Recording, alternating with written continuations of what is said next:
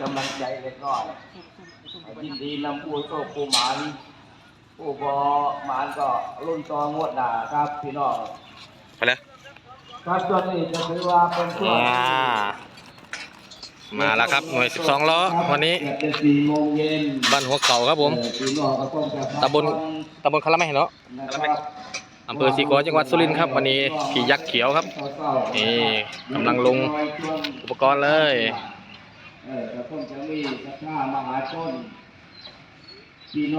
7 ชั้น 17 ขาครับวันนี้อลังการมากครับนี่ FC ครับ FC ให้ FC เราสวัสดีครับเบาเทียนครับช่องดังในทั้งบอลลัมทั้งดังมากเมิดครับมากเมิดครับ